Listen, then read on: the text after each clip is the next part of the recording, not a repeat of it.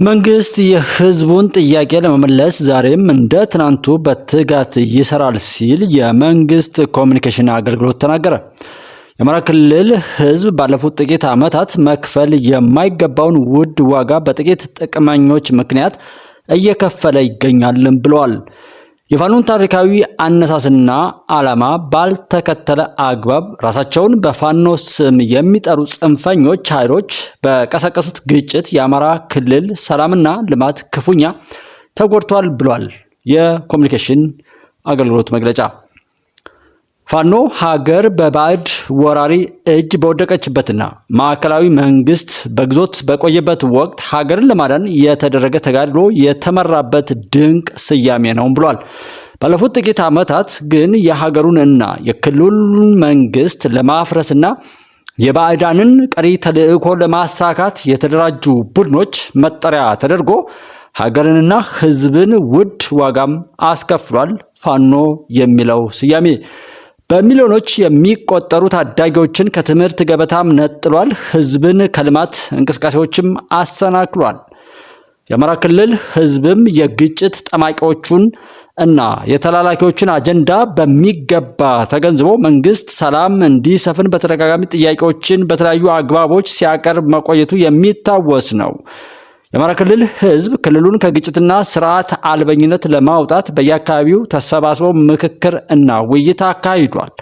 የክልሉ ህዝብ ጥያቄዎች በብሔራዊ ምክክር ኮሚሽን በአጀንዳነት እንዲያዙ አድርጓል። ራሱን ፋኖ ብሎ የሚጠራው ቡድን ግን ትክክለኛ የነጻነት ታጋይ መስሎት የተቀላቀለ ወጣት ወደ ሰላማዊ ህይወቱ እንዲመለስ በሀገር ሽማግሌዎችና የሃይማኖት አባቶችም ለምኗል። ከዚህም መሳ ለመሳ የፌዴራል የጸጥታ ተቋማትና የክልሉ የጸጥታ መዋቅር የክልሉን ሰላም ለማረጋገጥ ከፍተኛ ጥረት አድርገዋል። መስዋዕትነትንም ከፍለዋል፣ እየከፈሉም ነው። በዚህም በክልሉ አብዛኞቹ አካባቢዎች ሰላም ማስፈን ተችሏል። በተፈጠረው አስቻይ ሁኔታም የክልሉ ህዝብ ከልማት ጥረቶች ወደ ኋላ እንዳይቀር በርካታ የልማት ስራዎች ተከናውነዋል። ይሁን እንጂ በጸጥታ ኃይላችን ጥረትና በሀገር ሽማግሌዎች ተማጽኖ አንጻራዊ ሰላም ቢሰፍንም ህዝቡ በሚሻው ልክ የክልሉ ሰላም ሙሉ ለሙሉ አልተረጋገጠም። የዜጎች እንቅስቃሴ ከእገታና ዘረፋ ስጋት በምልአት አልተላቀቀም። የነገ ሀገር ተረካቢዎች በተሟላ መልኩ ወደ ትምህርት ገበታቸው አልተመለሱም። የልማት እንቅስቃሴዎች ህዝብና መንግስት በሚሹት ልክ እንዲፋጠኑ ምቹ ድባብም አልሰፈነም። በዚህ ምክንያት ህዝቡ ብሶቱን ለመንግስት ጎላ አድርጎ ከፍ አድርጎ ለማሰማት በተለያዩ ከተሞች ሰላማዊ ሰልፎችን አካሂዷል ብሏል የመንግስት ኮሚኒኬሽን አገልግሎት መግለጫ።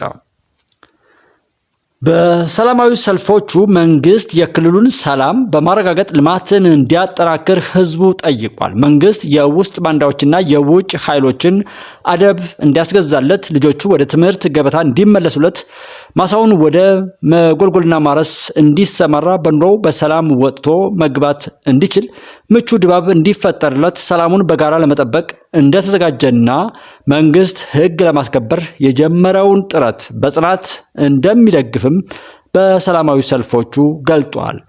መንግስት ባለፉት ዓመታት ግጭቶችን ለማስወገድ በርካታ አማራጮችን ሲከተል መቆየቱ የሚታወስ ነው። ጥያቄ ያላቸው አካላትን በማቅረብ ለማነጋገርና ለመደራደር በርካታ ጥረቶችን አድርጓል።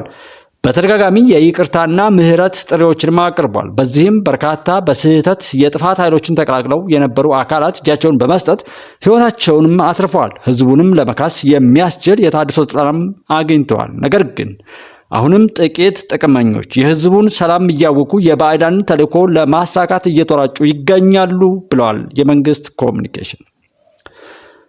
መንግስት የህዝቡን የሰላም የልማትና የመልካም አስተዳደር ጥያቄ ለመመለስ ዛሬም እንደ ትናንቱ ዝግጁ ነው፣ መንግስታዊ ኃላፊነቱም ነውና።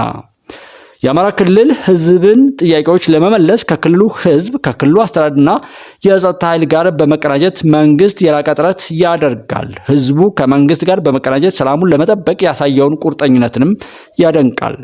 የሰላም በሮችን ዛሬም ክፍት አድርጎ እየጠበቀ የህዝቡን የሰላምና የልማት ጥያቄ ለመመለስ ከመቼውም ጊዜ በላቀ ደረጃ ዝግጁ መሆኑንም መንግስት ያረጋግጣል። የሰላም አማራጮችን የማይቀበሉ አካላትን በክልሉ የጸጥታ መዋቅርና በፌዴራል መዋቅር ወይም በፌዴራል የጸጥታ መዋቅር አማካኝነት አደብ በማስገዛት የህዝቡን ሰላም ለማረጋገጥም ይሰራል።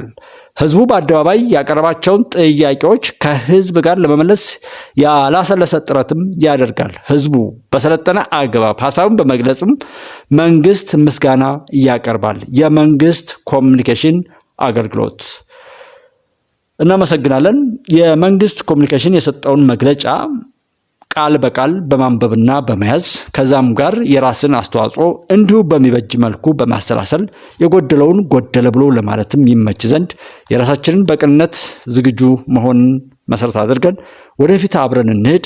እዛ ክልል ላይ የበቀሉ ከዚህ በፊት ሲሰራበት የኖረውን በአማራ ህዝብ ላይ የተሰራበትን በደል በባሰ ሁኔታ ለመፈጸም የመጡ ቅጥረኞችን በማስወገድ የራሳችንንም ሆነ የሀገራችንን የህዝባችንን ሰላም እናስፍን የሚል መልእክት አለን።